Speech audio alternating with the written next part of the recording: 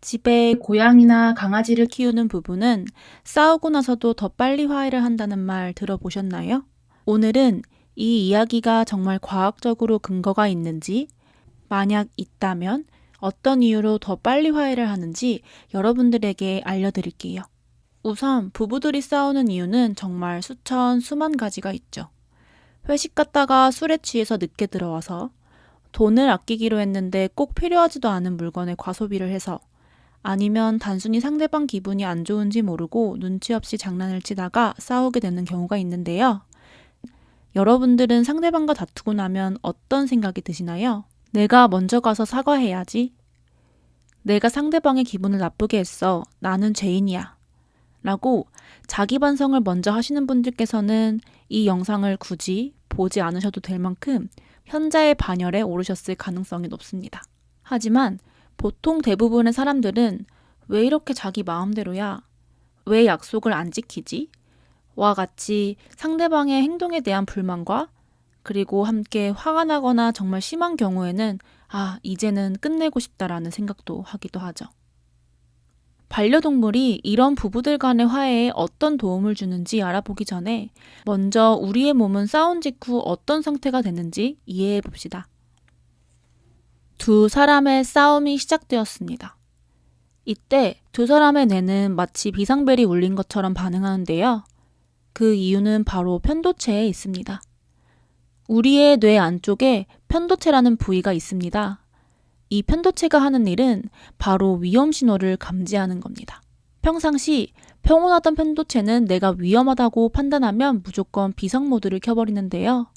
문제는 배우자와의 말다툼을 했을 때든 정말로 칼을 든 강도와 마주쳤을 때든 똑같이 위험하다고 반응한다는 거예요. 따지고 보면 인간이 집단 생활을 하던 시절에는 관계가 무너지는 것도 생존을 위협하는 일이었으니까요. 내가 무리해서 쫓겨나면 혼자 살아남기 어려운 시대가 훨씬 더 길었던 거잖아요. 그래서 편도체 입장에서는 배우자와의 다툼도 칼을 든 강도도 똑같이 위험으로 분류를 해버리는 겁니다. 그런데 편도체의 비상 모드가 켜지면 어떻게 될까요? 심장이 빠르게 뛰기 시작하고 혈압이 올라가고 근육이 긴장됩니다. 코르티솔과 아드레날린, 즉 스트레스 호르몬이 몸 전체로 쫙 퍼지게 되는데요. 이건 원래 맹수한테 쫓길 때를 대비해서 인간에게 진화된 반응인데 그게 배우자와도 싸울 때 똑같이 작동하는 거라고 합니다. 그리고 여기서 가장 중요한 문제가 생기는데요. 이 상태에서는 이성적인 판단을 담당하는 전두엽이 제대로 작동할 수 없다고 합니다. 분명히 머리로는 이쯤에서 사과를 해야 하는데 라는 걸 알면서도 입에서는 더 나쁜 말을 꺼내고 있는 경험을 다들 해보신 적 있을까요?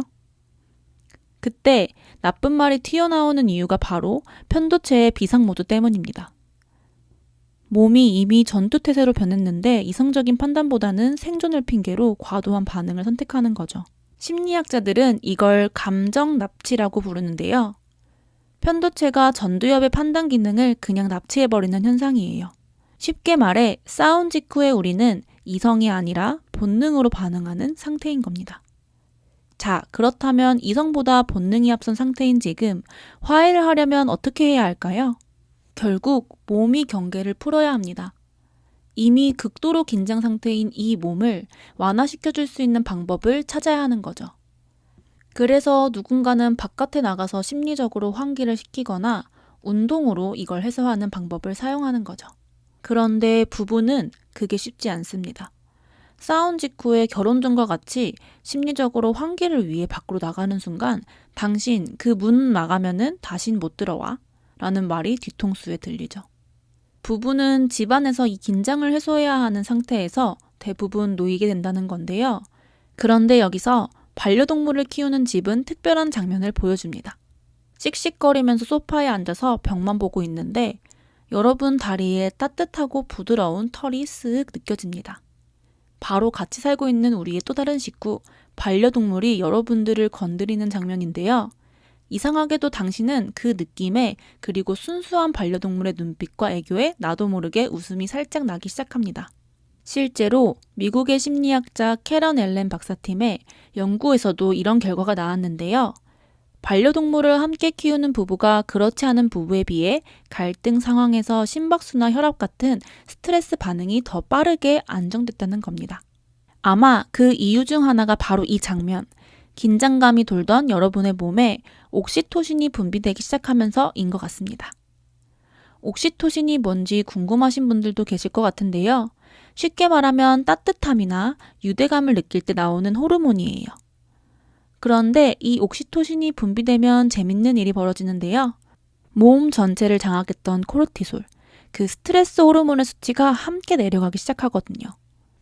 정확히는 반려동물과 교감하는 그 행위 자체가 스트레스 반응을 낮추면서 동시에 따뜻함을 느끼게 하는 호르몬을 올려주는 효과를 만들어내는 거라고 합니다.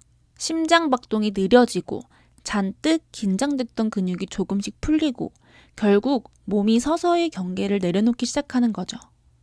그리고 그때서야 납치당했던 전두엽이 슬슬 돌아오기 시작합니다.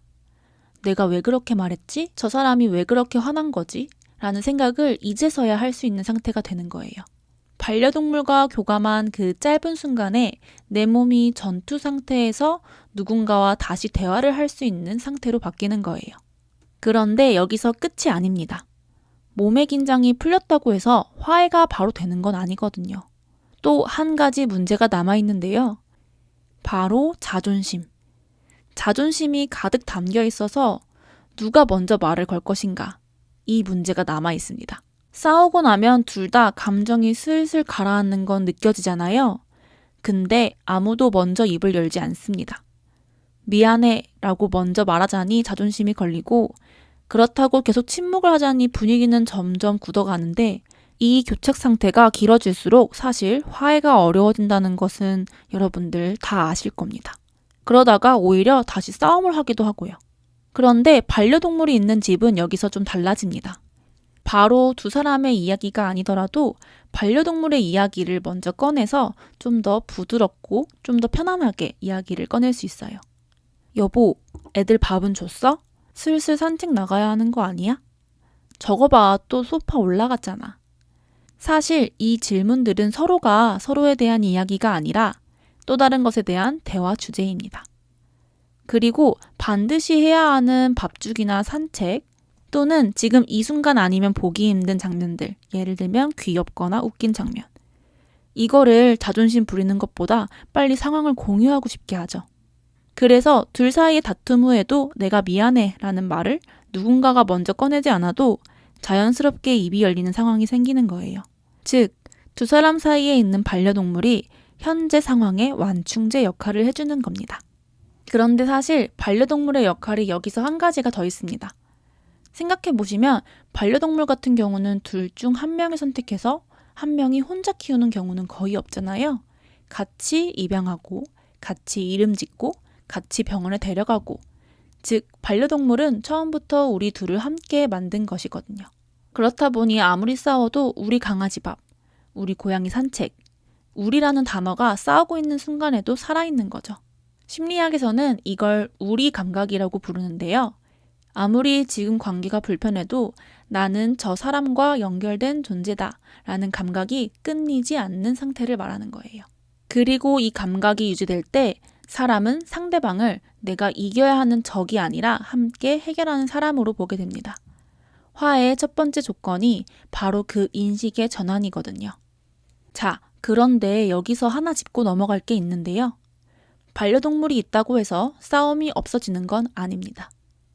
오늘 말씀드린 건 싸운 이후에 화해가 좀 더 빨라진다는 거지 갈등 자체가 사라진다는 이야기는 아닙니다.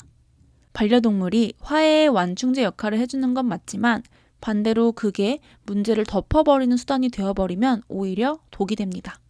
싸울 때마다 강아지 데리고 산책 나가서 화를 시키고 들어오는데 근본적인 이야기는 한 번도 안 하고 넘어간다는 거를 반복한다면 반려동물 덕분에 분위기는 풀렸는데 정작 싸운 이유는 그대로 있는 거죠. 그러면 같은 싸움이 반복될 가능성이 높아집니다. 결국 반려동물은 대화를 시작할 수 있는 환경을 만들어주는 거지 대화 자체를 대신해주는 건 아니기 때문이에요.